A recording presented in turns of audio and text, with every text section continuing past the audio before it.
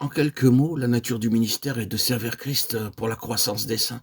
La seule finalité de Dieu est que Christ soit tout et en tous. C'est-à-dire que tout l'univers soit rempli dans chaque détail de Christ. C'est le but arrêté de Dieu. Ainsi, le service pour Dieu est en relation avec sa finalité, son objectif. Il n'existe aucun véritable travail pour Dieu qui ne conduit pas au but de Dieu. Et si celui-ci est Christ, tout est en tous.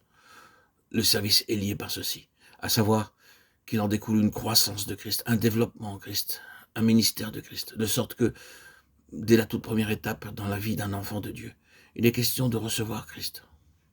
L'apôtre le dit de la manière suivante. Ainsi donc, comme vous avez reçu le Seigneur Jésus-Christ, marchez en lui, étant enraciné et fondé en lui. Colossiens 2, 6, 7. Il s'agit de recevoir Christ. Maintenant, le grand dessein de Dieu est d'introduire Christ en toutes choses. Le grand objectif du diable est d'éloigner Christ de toutes choses.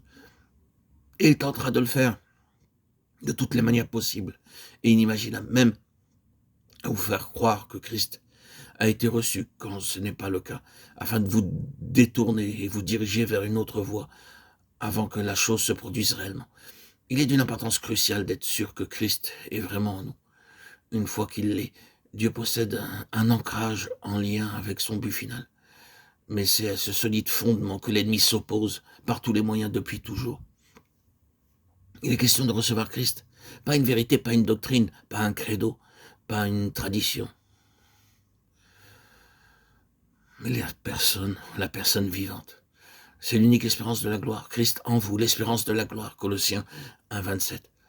Tout le service est lié à ceci. Et pour Dieu, tout ce qui n'en résulte pas, autrement dit, tout ce qui n'est pas une révélation de Christ, n'est pas du tout un ministère.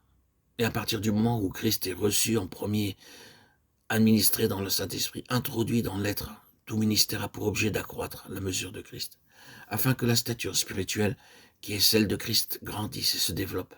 Voilà le service.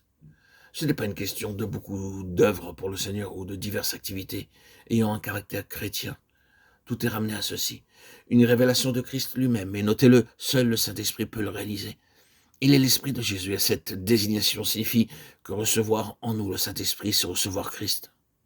Seul le Saint-Esprit peut transmettre Christ. Vous et moi, nous pouvons introduire Christ en qui que ce soit.